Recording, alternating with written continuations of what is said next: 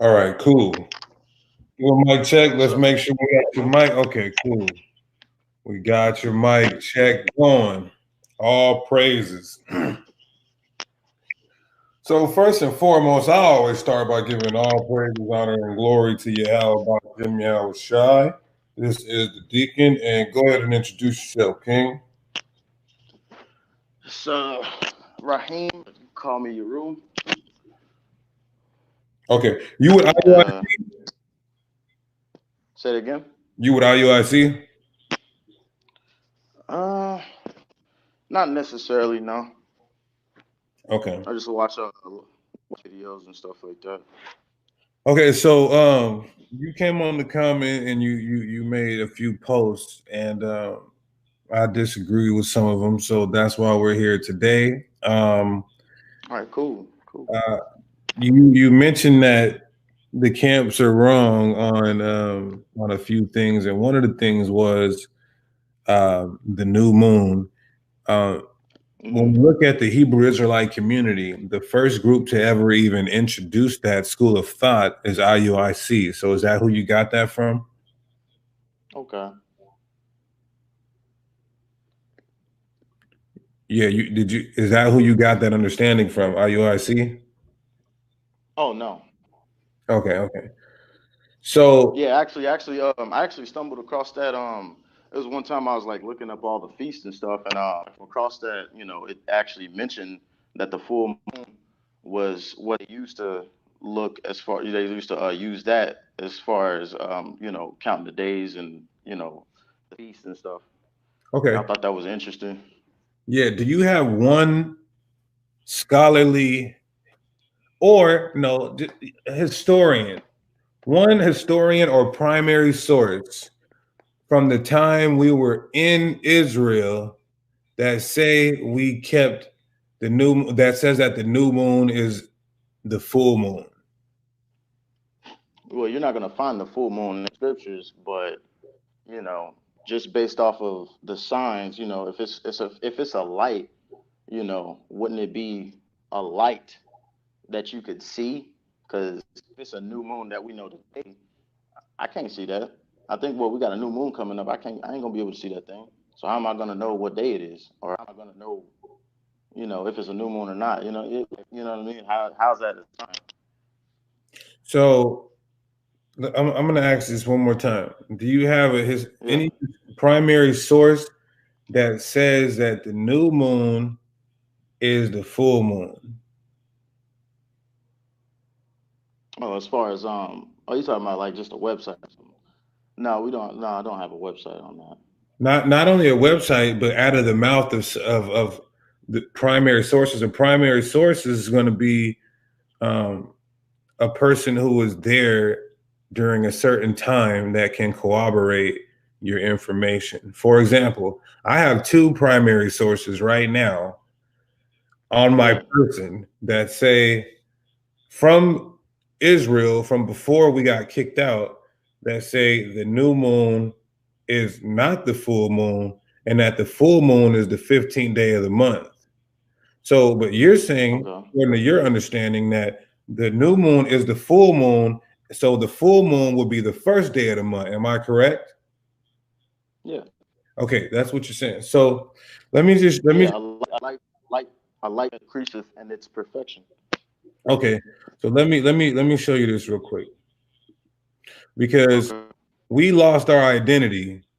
So we're just now picking back up our customs, our traditions, the law, statutes, and commandments. But we can go back to a time with primary sources that will tell us what we were doing before we were kicked out of Israel. So let me share my screen and Okay. I'm going to read Josephus first. I'm going to read a quote by or excerpt by Josephus. It says, after the first Babylonian exile, when many Jews still lived in Babylon, the Jewish courts in Jerusalem set up a system to relay confirmation of the new moon. So You know what? You're right when you say, how am I going to see the new moon? It's a dark moon or the first slither. This is proven to you that this is what we did, because if it was a full moon, we wouldn't have had to spread the word through Israel and sit on mountaintops to get confirmation of a new moon. It would be obvious. So look what it says. It says, second sentence. This was important because only the Sanhedrin could legally set up the holy days. So that's why it was, because the new moon is a sign for our feast. The holy day calendar, astronomical science, was advanced enough to predict the date rather reliably, but Jewish law required the testimony of 2 witnesses. Why would to officially establish the new moon? So if it was if the new moon was the full moon is obvious. You don't need 2 witnesses. You have the whole nation to witness. Oh my God, there's a big ass full moon in the sky. All right, that's the first day of the month. Right. But when they're saying that, they needed only 2 witnesses to catch either the dark moon. I believe Josephus is going to say the first slither. We at the Shikari, we believe the dark moon, but he's asserting that back then we was going by the first slither, whether it be the dark moon being a preparation day and then the first slither being the Sabbath, or the dark moon being a Sabbath and then the first slither being the first day of the month. It's still pretty much 1 or 2 days off, or one and the same. So it says, Jewish historian Flavius Josephus documents the critical role of the witnesses on page 65 of his sequel to the history of the Jews. If a person who was one of the first to see the new moon, how are you going to be one of the first to see the new moon if it's a whole full moon? You get what I'm saying? So that's one source. Now, this is Philo. Philo was a 1st century historian. Matter of fact, let me read this real quick. Philo of Alexandria was a prominent Jew that lived approximately 20 BC to 50 AD. So not only did he live before the Messiah, he lived during and after the Messiah as well. So this is what he says. He says, and the feast is begun, talking about Passover, and the feast is begun on the 15th day of the month, in the middle of the month, on the day on which the moon is full of light. Can you hear me? Can you hear me? Mic check, mic check. Can you hear me?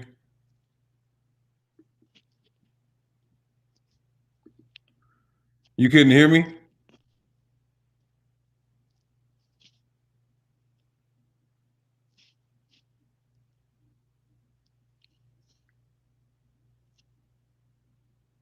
Mic check, brother. Mic check.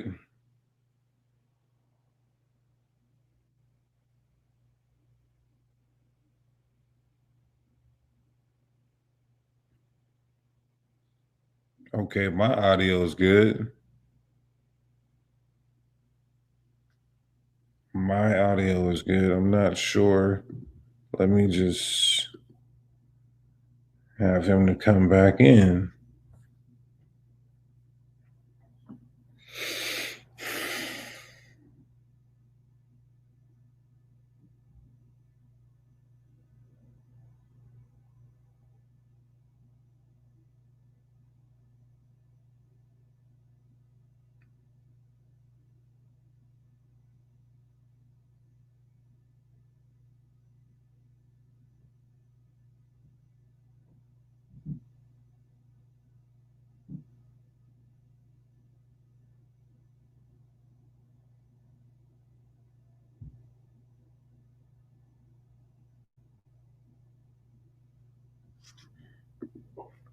Okay, yeah. So all right, okay, when did I cut out? Like, what was the last thing you heard me say? Were you talking about the first tether or something like that? Oh man, damn. Okay, let me share my screen. I'll just breeze right through it again. So pretty much Josephus is saying that um, that we had to have confirmation of a new moon. If it was a whole big full moon, we wouldn't need to have confirmation of it. It would be obvious. Then he said if a person was the first to witness the new moon, they would have to come to Israel to the Sanhedrin or to the priest and let everybody know it's the beginning of the month, which is also the Sabbath. So if it's a whole full moon, then why is it not obvious here? It's talking about two witnesses. Look at this. It says two witnesses would have to see it. We would have all seen it as a nation if the new moon was the full moon. Do you get what I'm saying? According to this source. Yeah, I see what you're saying. Okay, and then when we go to Philo, Philo was a first century Jew that lived during the time of Christ. This is what he says. Primary source from the time we were in Israel. He says, and the feast is begun on the 15th day of the month, the Passover, in the middle of the month on the day on which the moon is full of light. So we have two primary sources that say the new moon is not the full moon and that the full moon is on the 15th day of the month. So how does that reconcile with your understanding? Well, in Sirach, it's just in Sirach 43. Let me get that. Get that for you. You know, according to this, you know, it just don't like. You know, and I hear you. I'm hearing you, but it don't match for some reason. You know what I mean? And what I was gonna ask you actually was, you know, you got the sources and everything, but would you be able to, you know, in the Bible actually, you Yeah, know, of course, the Bible holds more precedent than anything, but we should, yeah, our history, I was always taught this by the elders. History should always be cohesive with the scriptures. So when you have okay, that's how you do proper scholarship and hermeneutics. You get your sources and then you corroborate it with the scriptures. So, but after we can start with Sirach 43 though. yeah. Sirach 43:7. From the moon is a sign of feast, a light that decreases in her perfection. Hmm. So, Is called after her name, increasing wonderfully in her changing. right. So, what does it mean to decrease in its perfection? Huh? What does it mean to decrease in its perfection? Meaning it's a light that we could see and it decrease, you know, because it has phases. Yeah. So let me show you this. Right. When you do comparative translations, that's the thing too. When you read the King James version, if you don't understand Old English, then you won't really understand what it's saying. Watch this. This is it says the moon determines the holy days. Its light grows full and then grows dim. So that's the same thing the King James is saying. It's it's just it's Okay. perfect, then it decreases. So it grows full and then it grows dim. Marvelous to watch as it grows fuller each night. Look at this. The month is the month is named after the moon. Marvelous to watch as it grows fuller each night. A signal Okay. light for the heavenly armies, right?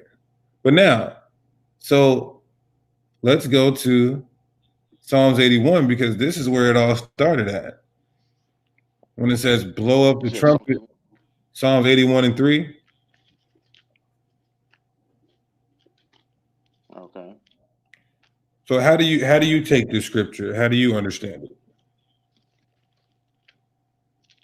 It says blow up the trumpet in the new moon and the time appointed on a solemn feast day. And on the solemn feast day. That's the feast of uh blowing trumpets, isn't it? Or is that every new moon? Uh, so really, it would be every new moon because every new moon is a feast. Okay.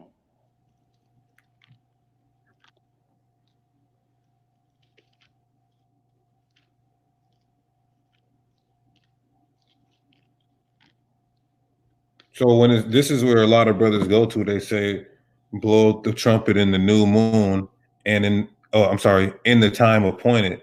So let me show what this means here.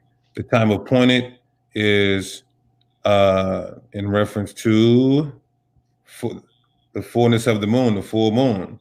So people say, look, the new moon is the full moon, because they're not understanding the King James translation. Again, you're supposed to blow it in the full moon. Oh, well, not every full moon, but this is dealing with the 15th day of the month, the Passover. But you're supposed to blow it in the new moon too, because that's a feast. So people think that the new moon is the full moon solely based off of this. I never seen somebody go to Sirach 43 to establish that, but they will go here and say that. Now, here's the problem when you read in context. Also, too, all we have to do is just do some comparative translations. Look what it says. Sound the ram's horn at the new moon and when the moon is full on the day of our festival. So yes, the new moon are a feast, but then it's saying there's another time where we have to blow the horn. That's on the full moon on the day of our festival, which is the Passover. So it says blow the ram's horn at new moon and again at the full moon to call a festival. So all these other translations have it down. When you get to King James, there's no and here. But if you look in the Hebrew, I believe a brother was going into it, there is a clause that states that it is an and here, that it's not the same thing. And here's what proves it. When you go to verse 4, it says, for this was a statute for Israel and a law of the God of Jacob. This he ordained in Joseph for a testimony when he brought out the land of, when he went out through the land of Egypt. So when we came out of Egypt, we got this commandment to blow the trumpet. Well, he said that this is the same day. You're supposed to blow this trumpet in the same day that I brought you guys out of Egypt.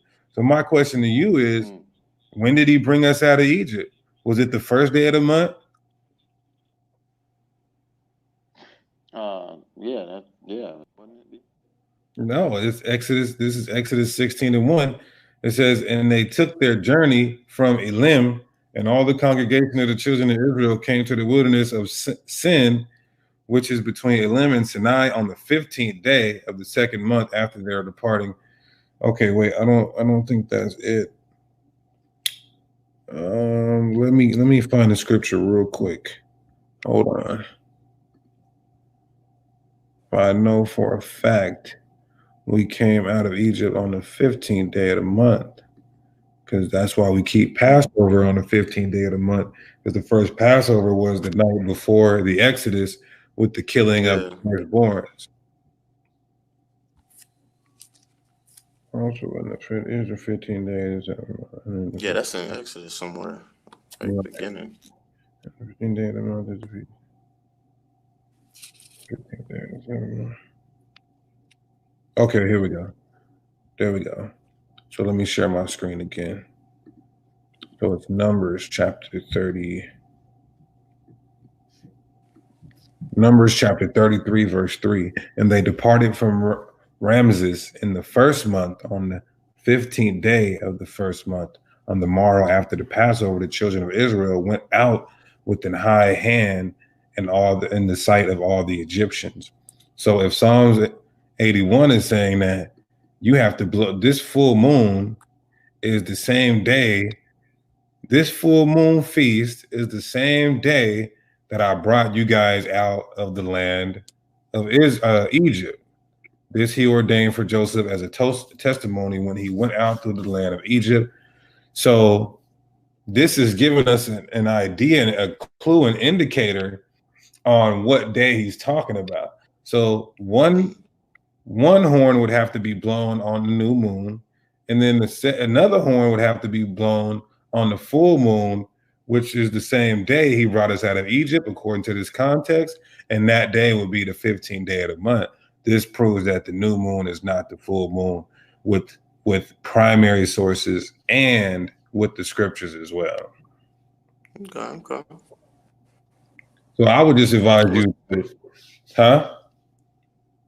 You said what was that? What numbers? Numbers 33 and 3. 33 and 3. Okay. Yeah, I would advise you to look into that. And you also came onto the comment board and you spoke about what dreads, I believe. Yeah. I wanted to see that. I didn't get to watch the full video. You sent me the link.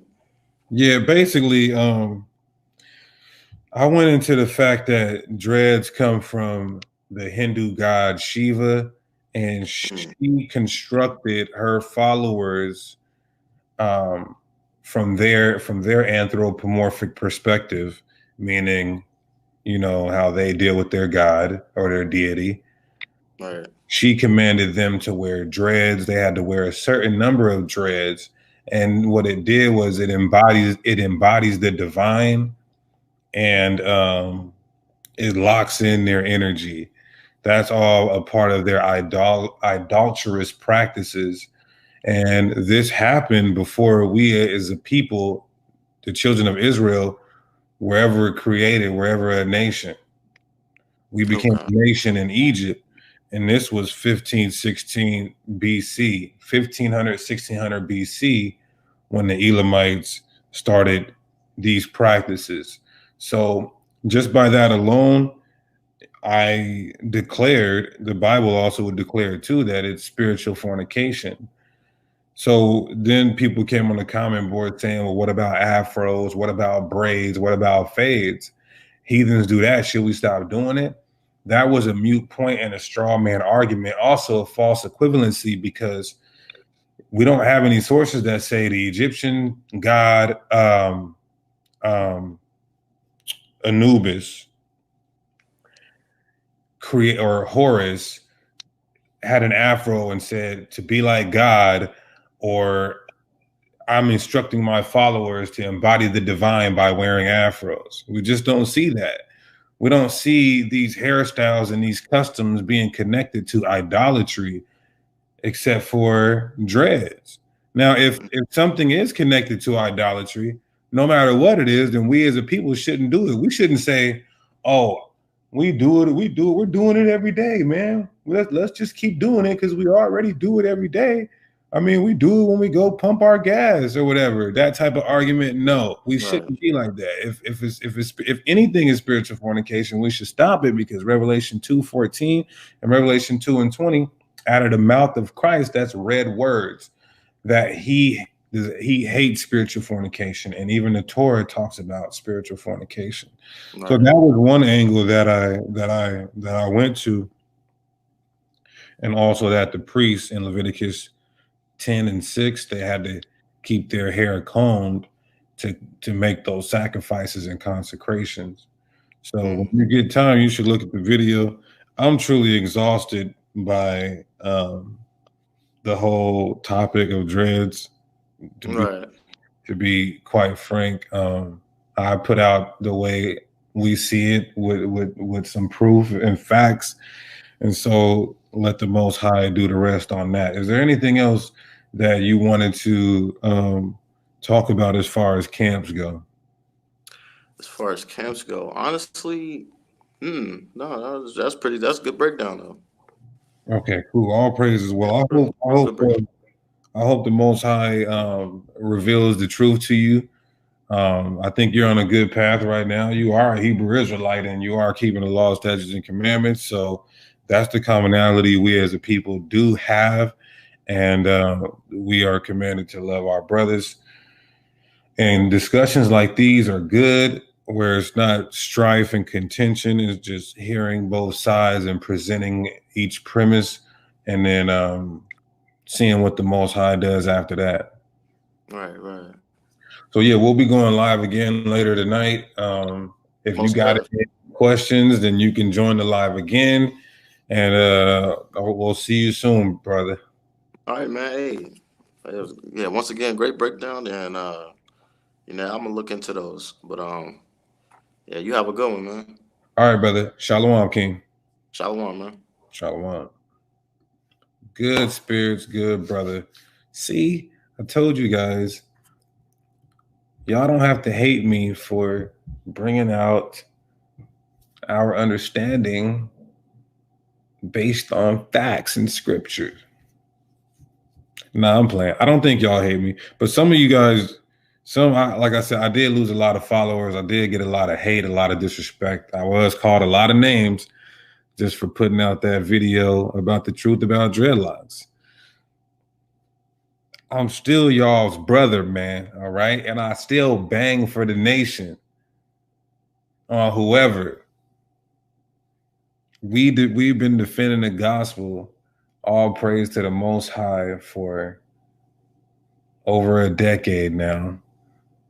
And we'll continue to do it, with whether it's just doing lessons, breakdowns, classes, the hundreds of debates we've did formally and informally, the highways and byways, street teachings. We're going to continue to love the nation, feed the sheep, and defend the gospel for our people, regardless, as long as it's in the Most High's will. So with that, I'm going to give all praise, honor, and glory to Yahweh, and we do so by Hashem HaMashiach Yahushai. Until next time, shalom, family.